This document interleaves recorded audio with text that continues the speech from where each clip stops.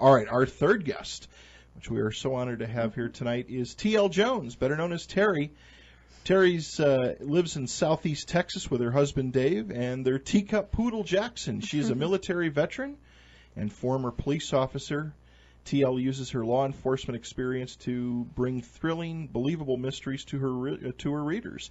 Along with vivid imagination, TL loves anything paranormal and participates, when possible, in paranormal investigation. She's a member of the East Texas Paranormal Investigations Group. She has a passion for writing and developing intriguing characters for her books. When time and weather permit, she'll find her scuba diving with her husband. She's an avid reader, enjoys hearing from her readers, and she's available for interviews, and that's why she is here tonight. Her website is tljonesauthor.com, so without any further delay, let's bring her on. Terry, good evening. Welcome to K-Talk and the Fringe Radio Show. Thank you, Pat and Carol. I'm thrilled to be here. Well, thank you so much for being here. Yeah, we are thrilled to have you here. How's your weather down in Texas? Yeah. We have had absolutely beautiful weather down in south central Texas recently. Can't complain at all. Of course, if you don't like the weather in Texas, they say wait 10 minutes. I say wait 5. Yeah. Now, are you near Dallas at all? I am about 5 hours south of Dallas. Okay. So you're down in the southern part of the state. Yes, right on the coast. Gotcha. Very interesting. Anyway, well, we had to check on the weather. I know it's been snowing up in the Midwest. We were supposed to have summer today. It kind of went back to, I'm going to call it almost like fall. Yeah. And a little bit of winter setting in, but it's been crazy. It's been a crazy year. Terry, it's again glad to have you on. Why don't you? I gave, of course, your bio. But maybe you could give our listeners a little bit of the backstory. How'd you get into law enforcement and everything you do, and then writing and now you're doing paranormal investigations? Sounds like you keep yourself quite busy. I do. I try to stay as busy as possible. The older I get, the more time I have on my hands, so it makes it much easier, and my time available is unlimited, unfortunately. I got into law enforcement. It was something that I'd always wanted to do. I find that most people will tell you it's in their blood. It's almost a calling, and I think you have to have a certain personality to enjoy a job like that, because you see so much of the negative in society. You have to be able to deal with it. It's not something that just anybody could do. It was my passion. I loved law enforcement and stayed in law enforcement until my children were grown. I'm married to a police officer. Our oldest son is a police officer. So it's kind of in our family. Once the children were grown and out on their own, my husband knew that I enjoyed writing, and I just kind of did it on the side just to keep my mind flowing and just do something that kept me busy, but also kept my mind engaged at the same time. Yeah. So when the children were grown, my husband said, Terry, if you want to, you can give this up. Stay home. Enjoy life. Oh. So I jumped on that bandwagon quicker than he ever thought I would. That's Everybody kept saying, I give you 6 months. You'll be bored to death. You'll be back out here. Well, it's been almost 5 years, and I'm still enjoying it. Oh, cool. That's awesome. Interesting. Very interesting. So, how long ago were you in law enforcement? I got out of law enforcement in March of '09. So, and I was only in law enforcement for 10 years. I waited until our children, were old enough, because, of course, with him being in law enforcement as well, there's a lot of shift work involved. Right. And you have to work, weekends and holidays, and you don't have the typical 9-to-5 job and the normal family life. Right, right. So even though it was something I had always wanted to do, since he was already in law enforcement, I went ahead, and did the home thing and raised our children and made sure that everything was taken care of on the home front. And then when our oldest two were in high school, and our youngest was in junior high, and we all sat down and had a little family discussion, and they'd always known that was one of the things that I had wanted to try my hand at, and we all came to a decision that it was time. So a little bit older than most people, I went through the police academy and and, did my thing. I was really quite shocked that I got a job as quickly as I did. I thought, I'm a middle-aged woman. I'm really on the small side. I'm only 5'3", 110 pounds. So, I thought, nobody's going to want me. Well, I'll tell you what, I got a job very quickly, and it just turned out that it truly was my calling. I was very aggressive. I was good at my job, and it brought a lot of wisdom, that the younger children, or I say children because they were 21, right. most of them, when they start in law enforcement, most of them don't have wisdom behind them, and they jump in on a power trip, So being the age that I was, of course, that was way behind me. So it benefited me to wait when everything was said and done. That's awesome. That's cool that you started that. Well, it is, but I could see, That's awesome. I mean, that's my hat's off to people like yourself and your husband and your son that's a police officer. Because I'll tell you something, and I'm sure you know this, but there's a lot of crazies out there nowadays. Yeah. I mean, if things aren't like they used to be years ago. I mean, even back not that many years ago, at least criminals were halfway decent, but now with all these, with the gangs and all the other stuff and the drugs, it's just, and I think what's even a bigger problem, which I'm sure you'd agree, is there's so many people out on the streets that have severe mental issues. Yeah. Now you're walking around trying to do your job in an insane asylum. Well, the generations I just think don't have much respect anymore. Oh, they don't. So it's they harder, don't. getting harder and harder. That's exactly it. There is very little respect for the law anymore. Very little. Yeah. And it's sad. But it is. It's extremely sad. And I think that, and not to offend anybody, but I think that's what is also, in some instances, turning out kind of a poor breed of police officers too. It is. You're absolutely correct. Yes. They're just the way some of these young people act. It's they need to bring amazing. spankings back. They do. Yeah, and then give them a gun. I agree, Carol. So you would not believe the amount of people that call and tell you things like, "I can't control my 9-year-old." Oh my gosh, really? Yeah. Oh, I'm not kidding. Maybe I had a need woman to that start wanted a little me to organization. spank her 9-year-old Bring because the 9 she years couldn't old. do it. I'll start a little organization and bring the 9-year-olds to my house. Oh, trust We'll straighten me, them I out. wanted to take most of these children home with me to begin with because these parents they don't have a clue, and they always use the excuse, well, you can't spank your children anymore. They will take them from you. Oh my God. No, that is not true. You No. can't beat your children. Exactly. Right. There's a line, major difference between spankings and beatings. And discipline is unheard of nowadays. It's crazy. Pretty much.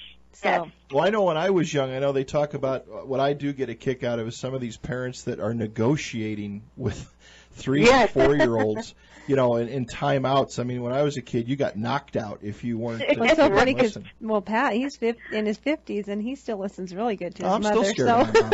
Yeah.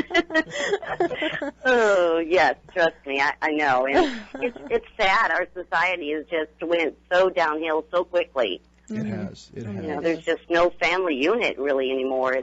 I know. It's really bad. It is. It is. Well, we want to thank you Yes, and your thank family you. for all the service because, It's again, a tough you guys job. are not you're not thanked enough for And they don't what get you paid do. enough. They need That's more right. money. They do. They do. So you got into writing books, and Yes. where I came across you, Terry, was we had a couple of different guests on and addressed the Bridgewater Triangle. In your book, Dark Gift was kind of how I found you, and then found that you're in paranormal group, and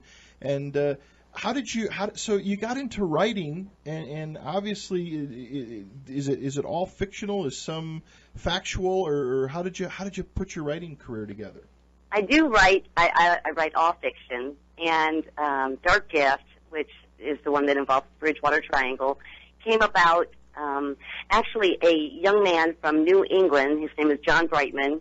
He's the founder of New England Paranormal Research. He had contacted me and wanted to cooperate a book with me about the Bridgewater Triangle and, in general, more the Freetown Forest, which is part of the Bridgewater Triangle. And this young man had grown up in that area, and he had very unique experiences throughout his childhood. Mm-hmm. And it just really pulled him into the paranormal aspect of life. So he had sent me tons and tons and tons of information on this area and wanted me to just, do my best to write a book around his team and what they've experienced and what they've investigated and what they've found and that type of thing. Well, never meeting John or his team in person and never being in the area, I had no filler for a nonfiction book. So with all the information he had sent me, I had only been able to write about 50 pages worth of a book. And let's face it, 50 pages is not a book. Right. So, and without filler, of course, there's no entertainment or anything in the book. So I contacted John back, and I told him, I said, I would have loved to have done this project with you. This is a very interesting area. There's so much intriguing information in the amount of information you sent me, but I can't do this. And so we kind of talked back and forth for a while, and he had read my first two books in my Jaded series, and he said, I really love your writing style. And I said, well, if you really would like a book, let me do a fiction book, and we'll base it, around your team, and we'll put it in that area, but it will be a fiction novel. And he wasn't real thrilled with the idea at first, but he said, I'll tell you what, he said, go ahead and write about, 3 or 5 chapters and send them to me, and, we'll take a look. We'll see. So I wrote 5 chapters and sent them up to New England to him and his girlfriend, and they read them, and he called me almost immediately, and he said, oh, my God, I love this.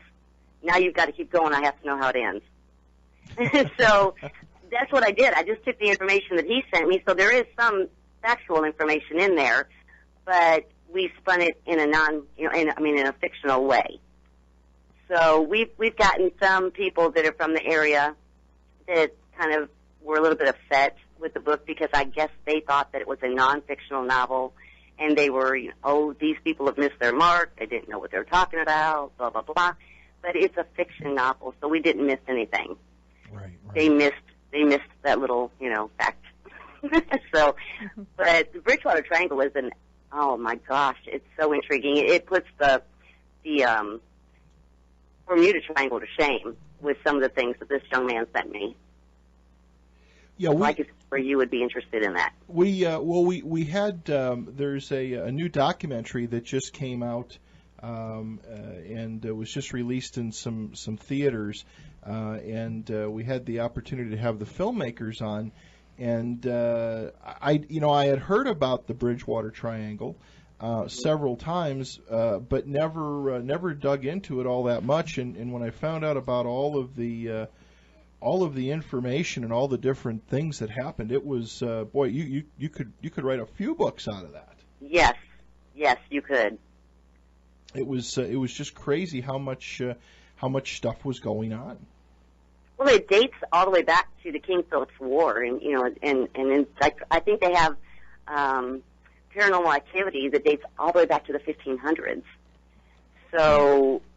And it's documented. I mean, there's a lot of it documented. So it is a very interesting place. And I did get to finally go. My husband and I went up there last April.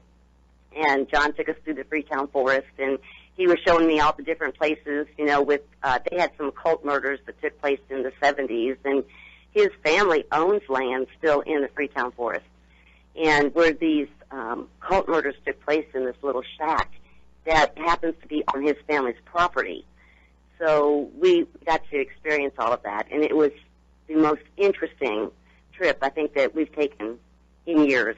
It was phenomenal. Right. Sounds like it. Well, again, there's so much stuff that has happened in that area. Like you said, it's just story after story after story, and I should say experience after experience. It's just unbelievable. We got a lot of questions sent in for you, Terry, and let me go ahead and run a few by you just to get your take. Bill writes in and says, how do you use past experience from law enforcement and military service to write your thrillers? That's a good question. I write mysteries. So I use my law enforcement to put my crimes together in my book and then to make them sound true to form and go through I don't go deep into the legal process because that becomes boring for the normal person that doesn't understand it. So I don't go and delve really deep into the law enforcement aspect. I just use it to put my crimes together where they sound feasible. Gotcha.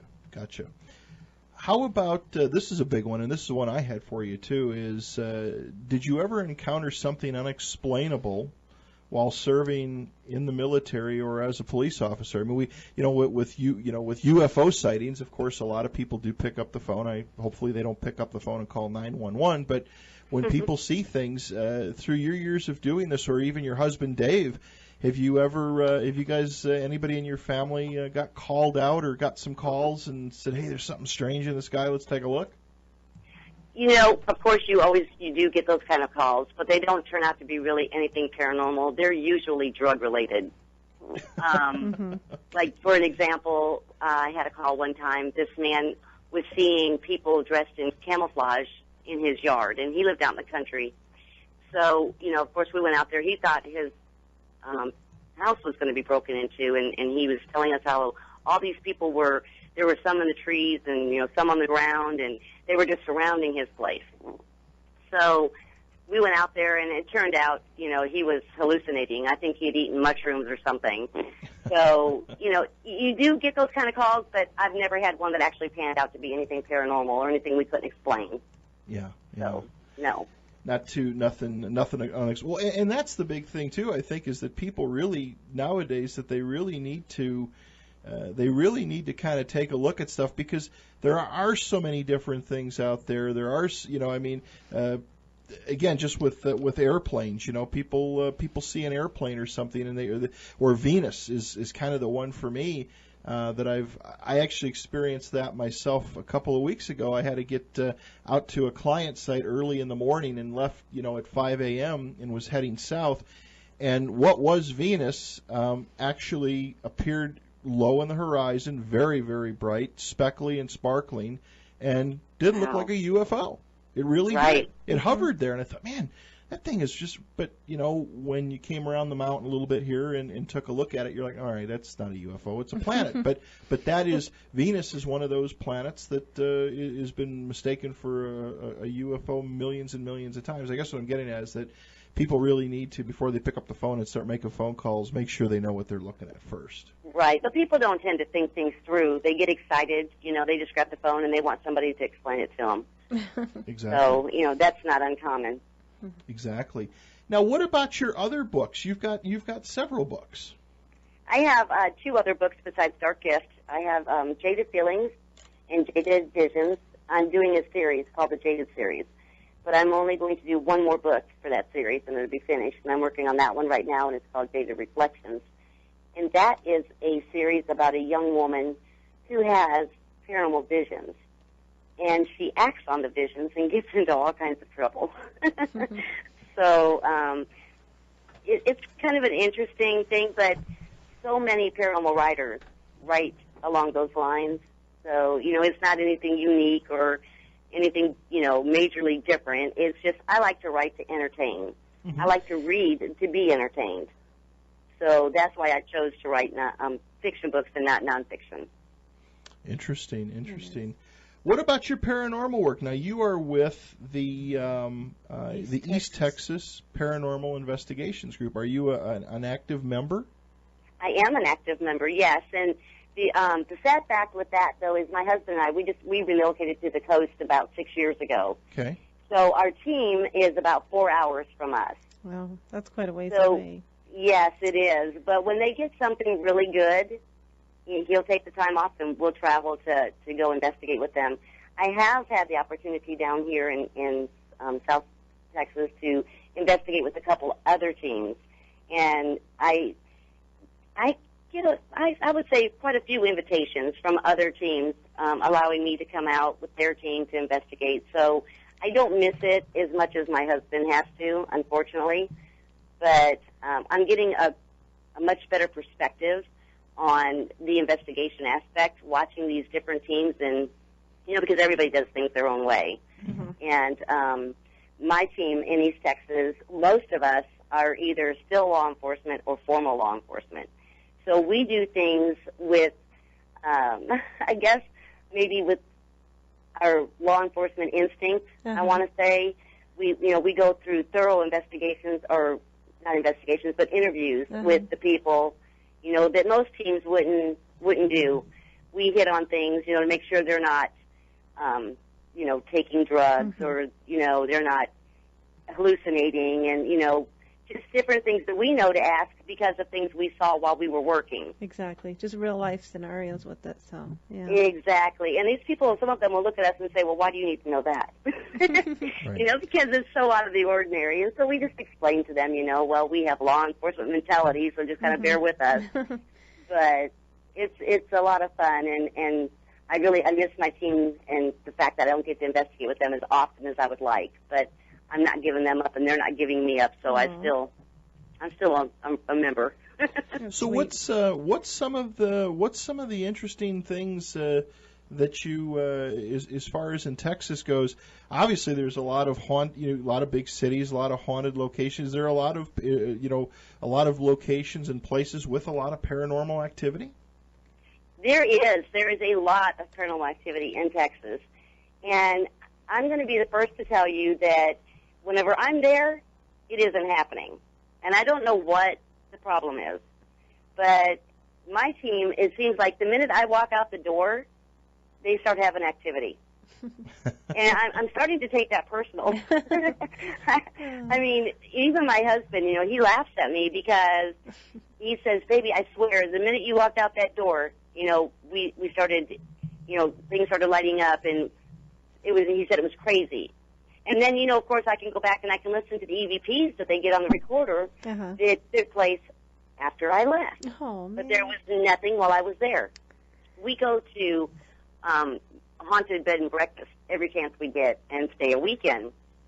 And my friends will tell me, oh, I had this experience or that experience there, and I have yet to have one. Huh. So I'm beginning to think that maybe I'm not as open-minded as I thought that I was, maybe. I don't know. I'm starting to question things, I guess is the right way to say that. Have you tried meditation at all? You tried doing No, and actually that was just suggested to me within the last 2 months. Yeah, if you if you know any, probably with the ghost hunting and stuff, you probably know a couple psychic. I have a psychic friend here in town that does like group meditations and things. And they say that's the best way to kind of get your mind in tune for that to open up a little bit more sometimes. You could try it. I'm definitely going to give that a try. Like I said, I was just told that a couple of months ago. It had never been suggested before, and of course I never thought of it. But I have a really good friend of mine. She's a psychic medium, and she's the one that suggested it, and so I'm going to give that a try. She's going to help me with that. Oh, that'll be awesome. I'll bet you, we'll talk to you after, and I'll bet you it'll work. Do you, Terry, with your group, do they use psychics with some of their investigations? Yes. Actually, my group has a psychic medium, and they try to take her almost on every investigation they go on. And the really great thing about Maria, which is our psychic medium, she's never given any information about where we're going. And I have watched her walk through these homes, and she will tell the people, don't say anything to me. Wait till I walk through it. I see what I feel, what I hear, and you tell me if I'm on the right track. And she's phenomenal. I mean, she walks through and she'll look at something and she'll say, oh, well, this is an original piece to the house, and it was brought over from, maybe Germany or something, and she'll tell them about the person that brought it over. And then she'll tell them that, in this room there is a woman's spirit, and she'll describe the woman and give, like, her personality. And when we get done with the walkthrough, these people look at her in awe and tell her, oh, my gosh, you hit it on the head. And, I mean, I have yet to see her miss. She's great. Very interesting. Yeah. And it seems that more of the teams are using psychics. I mean, it seems like they're able to, like you said, if they go in with no preconceptions, I mean, if they walk in and they have no idea what's happening, they appear to be a very, I don't want to say they're a tool, but they are a beneficial tool. They are. Definitely, they're an asset. And if any team can get a hold of one that is a true psychic. Right. Exactly, because there are a lot of people out there that claim to be. But yeah. It's nice when you have one absolutely. that you know that's really true and they're really good at it. It's nice. Yeah, we've run Oh, across yes. a few of those. Maria will claim give to you be- goosebumps. I'm not kidding. She's phenomenal. That's cool. Another thing that we're a couple of the groups, well, one of the groups up here is using is one of them is actually using a service animal, which I found pretty interesting too. And now doing a little bit of looking into that, there are some other teams that are actually incorporating service animals. With C&I dogs and what have you, very disciplined, well-trained animals. It would be interesting, especially with you and your family's background, if you brought one of these canines into one of these. I never thought of that with our dog. It's interesting because if you think about it, animals are like children. Mm-hmm. Right. They're very innocent. They're susceptible to a lot of things. And my husband and I took our teacup poodle with us to the Mosheim Mansion in Seguin, Texas, when we went there one weekend, and we were down in the basement with an obelisk, and we were just kind of playing at the time. Mm-hmm. And every time the obelisk would go off and start talking, the poodle would like curl up in my arms and then stiffen, and then he would start growling. And if you walked away from that specific area, he would calm back down. And then you bring him back, and he would have the same reaction. So I can see definitely where animals would be of use in a paranormal situation. They're very susceptible. Yeah, they are. It's crazy. I think they see way more than Well, we they see, do. and they hear way more than we. Right. They hear better, but they see because you just sometimes see your animal just growling at something, and you're like, and you get a feeling anyways, and you're like, that's kind of strange. Right.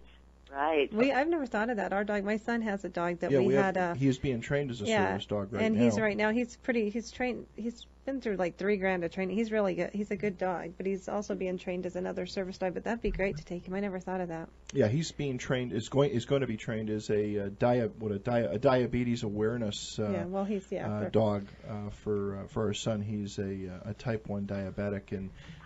Can if he gets a little too low, right. He can actually, the dog will alert. The dog will alert, and when we got him, or when our son got him, he was a little bit out of control, and we put him through one of these. A little bit, a lot. A lot. We put him through one of these training courses up here.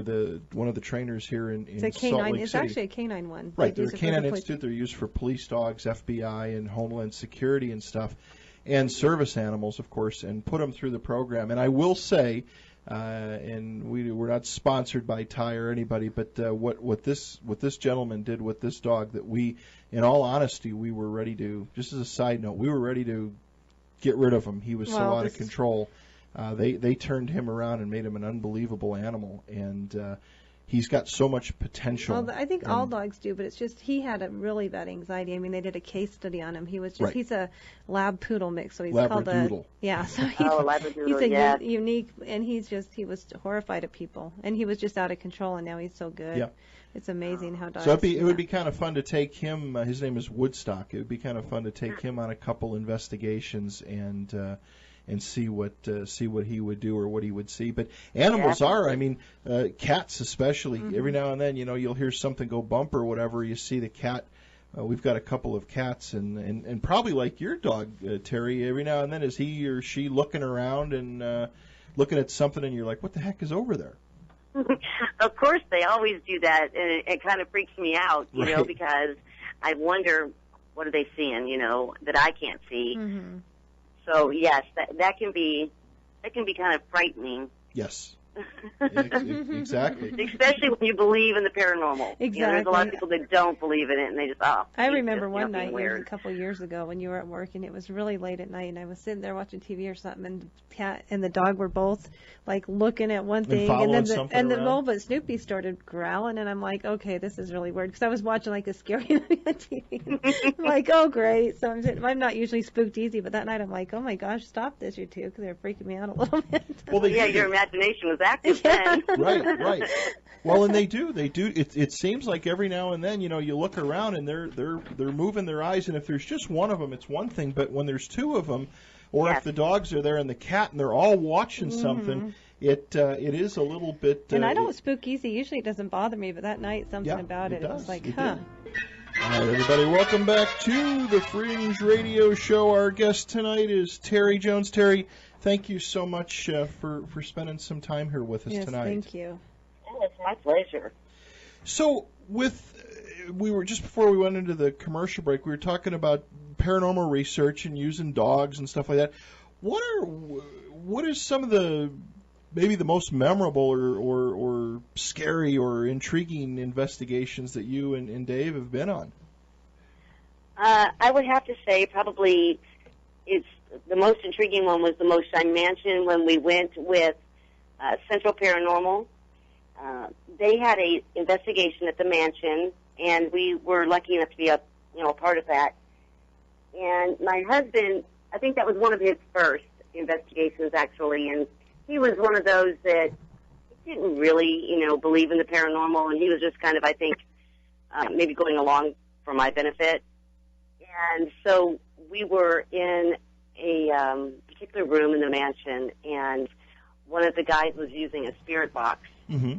And he was asking questions, and, of course, you get your answers to the spirit box sometimes. And so my husband kind of rolled his eyes, and he looked at the guy, and he said, "Hey, ask him what my name is." And so, RJ, which was the man that was leading the investigation, said, "What is this man's name standing in front of me?" And the spirit box came back with David. Wow. So my husband kind of looked at me, and his eyes got real big, and it was really kind of an exciting moment for him. And he said, "Ask him, what do I do for a living?" So, of course, RJ followed up with, what does David do for a living? And the spirit box came back with cop. And so, everything was just falling into line for Dave that night, and it was so fun to watch his reactions to it, and it just pulled him in like nothing ever, nothing else could have. Right. So from that moment on, he was sold. And so I always think of that as one of my best memories, because that's when I actually got my husband involved and became a full-time partner with me in the paranormal. That is awesome. I remember the minute that Pat started, he's always believed in UFOs, but the ghost thing, he kind of thought I was crazy when he first met me. And I told him, stick around me long enough and you'll figure out something. And then when it happened, I was like, yes. Yeah, well, it is. And Nice. Again, it is about being open-minded about the subject. I know there's some people that'll, there's debunkers and skeptics out there, and I think it's good to be a little bit skeptical. I will be honest with you, Terry. I am a little skeptical of some of the equipment that's used because, again, there's that ghost box. I'm a little, but then I have gotten disproved in a couple of cases too.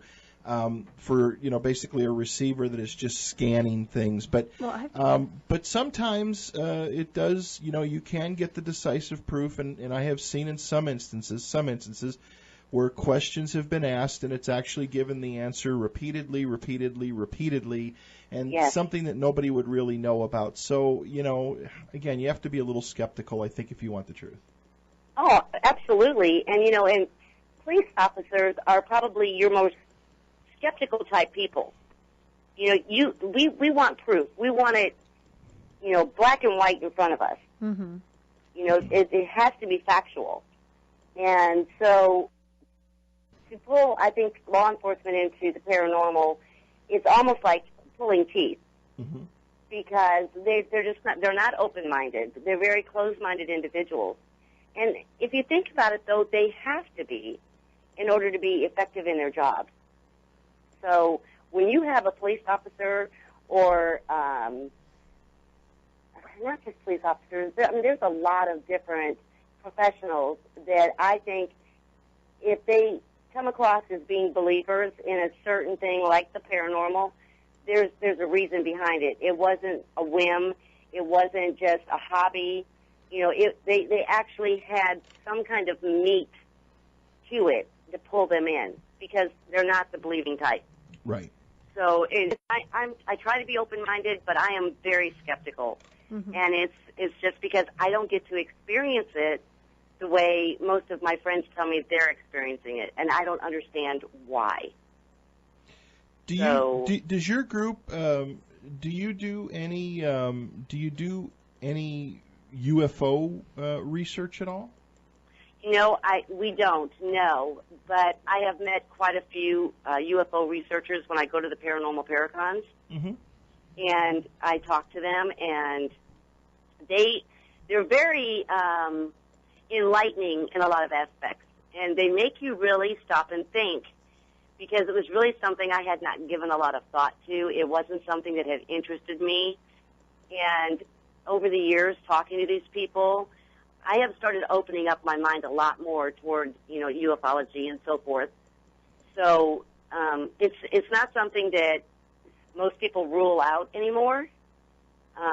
It's getting notoriety, and in a good way. So, no, we have never really gotten into UFO things as a group. Right. But individuals, yes, there's quite a few of us that'll check it out individually.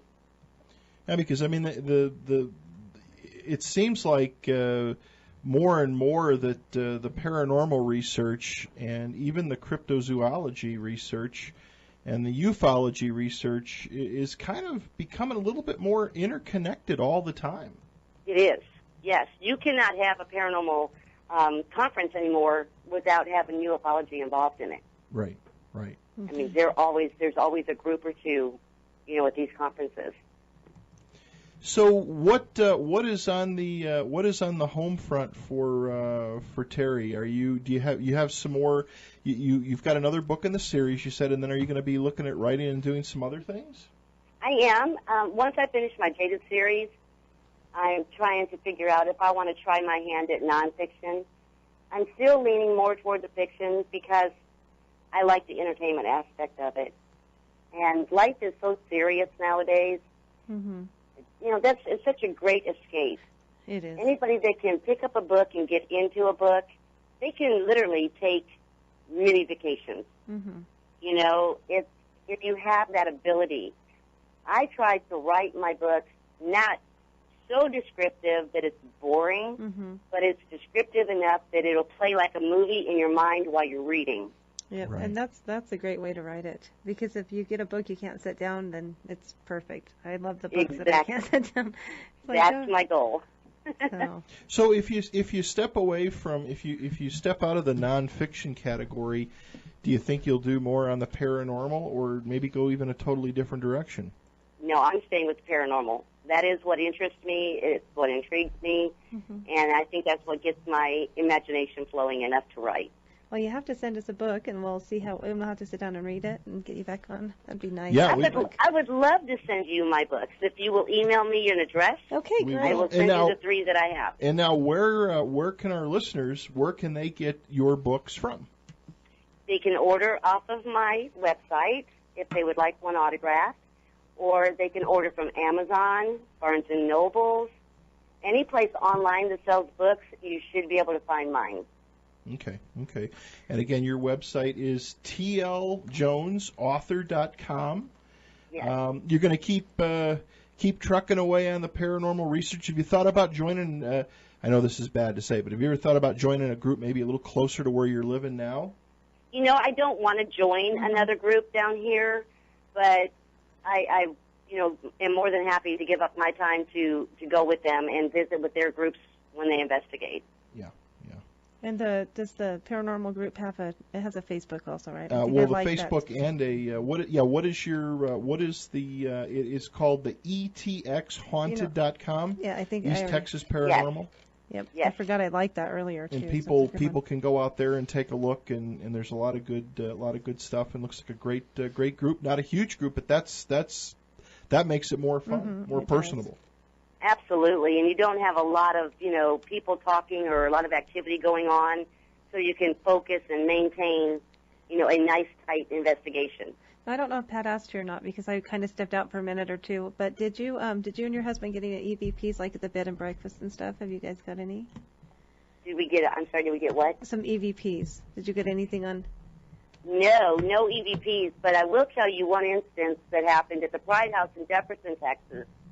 I wasn't with Dave. I was with our psychic medium, Maria, at the time. Mm-hmm. We had stayed the weekend at the Pride House, and unfortunately it just burnt in the last few months, so it's gone. It was just a gem. But I was sleeping And I am not a morning person. I'm a night person, always have been. So I don't get up at the crack of dawn is what I'm trying to say. Yeah, I don't like it either. Well, about 7:30 in the morning, I was starting to wake up, which is really out of the norm for me. And Maria had told me on the way to the Pride House that weekend, she said, "You're going to have an experience this weekend." Well, I just kind of, laughed it off and said, "Sure, okay, Maria, all right." So that Saturday morning, I was starting to wake up, and my eyes were still closed, and I was just, just kind of not quite awake, but not asleep. And I heard a sound like somebody was clearing their throat. So I opened my eyes, and I kind of looked around the room, and, there's nobody there. And so I closed my eyes, was trying to drift back to sleep, and I heard the same noise again. Well, our door couldn't be locked. So we thought, maybe one of the other people that was there that we had met that was, quite fun with the paranormal was, playing a trick. So I got out of bed and I went searching through the room. I looked in the bathroom, under the beds, I looked everywhere. There's nobody there. So I was like, okay, it's just my mind. I'm going back to sleep. I covered my head, and the ear that was actually in the pillow, I kid you not, a woman yelled, "Boo!" in that ear that was in the pillow. Oh, that's scary because you just got up to look and you're like, that's yes, crazy. There was no one in that room. So whoever room was there knew that you were looking under the bed and everything. Exactly. That was kind of mean for her to do that. It was fun, and that's really the only experience I've ever had. So it was so much fun. But then you couldn't sleep very good a while after that. You're like, oh, that's funny. Terry, we've got to wrap it up for the night. The hour went way too quick. We want to thank you for staying up and giving us some time on a Saturday night, and it was fun talking about you. And we'll follow your work and we'll stay in touch with you. And get you back on for sure. Great, thank you so much. Have a good night. Okay, Terry, have a great night. Take care now. Good night. Thank you.